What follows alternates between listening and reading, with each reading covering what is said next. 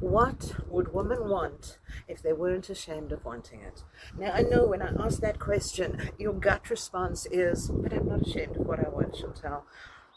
And that's the conditioning that's speaking. You see, what happened is, and I'm going to try and give this to you in as short and sharp as possible way. When you were a child, you learned about desire and shame through your sexuality.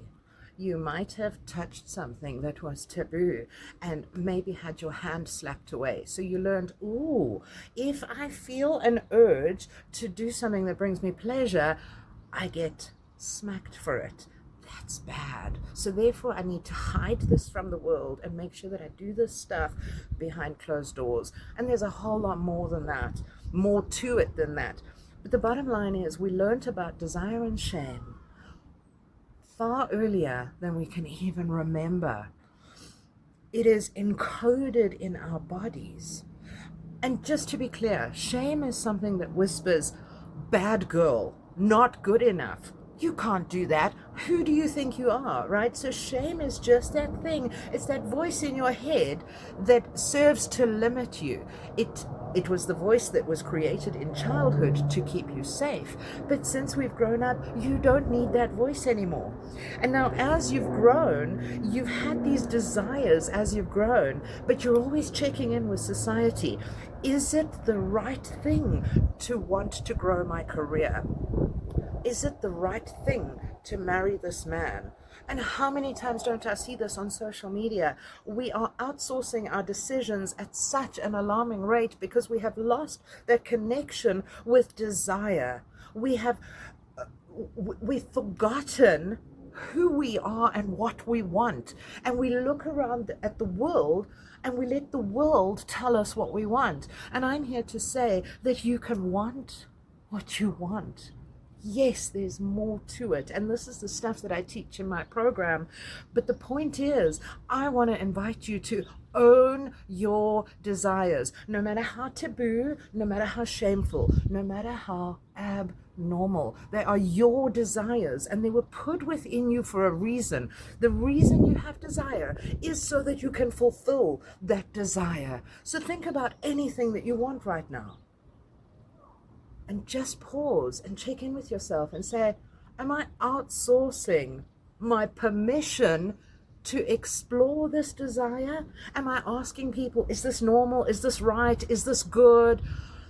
Or am I just embracing the fact that I have this desire? This is what I want. And you know what? No apology, no excuse. I'm banning shame. I'm going to unlearn the shame from my conditioning, and I am going to pursue the desires that were put inside me because they are there for a reason. Ladies, when we reclaim desire and unlearn shame, we have the power to live from a vital place. We have the power to live from our absolute core. And you know what's happened in modern society is we've become such a cerebral society where everything happens from the neck up. And we make all these decisions with our head and with our logic. And of course, with societal approval. But I want to challenge you to stop. Check in with yourself. You have the answers within you. And if you're not sure how to access those answers, talk to me. Because I've got solutions for you. I've been down this road. I've walked this journey. And yes, it's going to take a lot of curiosity, a lot of suspending judgment, and it's going to take a lot of courage. Because the more you lean into this curiosity, what do I want? What would I want if I wasn't ashamed of it? You are going to be asked to take action. And the next logical step is to put yourself out there and to own what you want and say, yes, this is mine.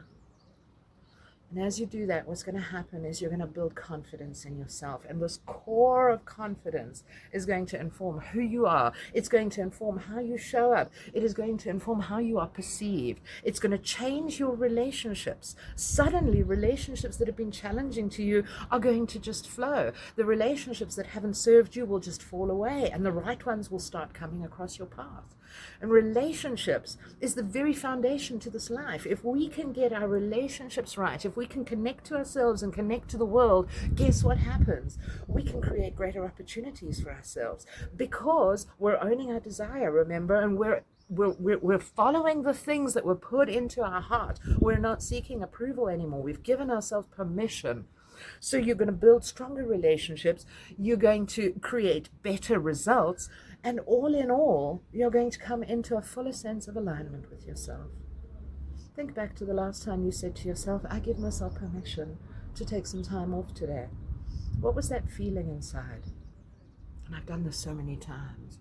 So often that feeling inside me is one of, oh, can I do that? I'm going to say the words, right? I give myself permission to do this, but inside I'm going, I feel kind of guilty about this.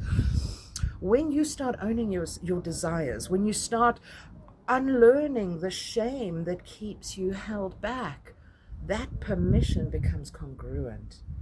And when you say, I've given myself permission to take some time off, everything in you comes to rest and you think, I feel good about this. What happens then is you build the energy that creates. And this is feminine energy. This is your birthright. We were born to create. What do you want to create in your world?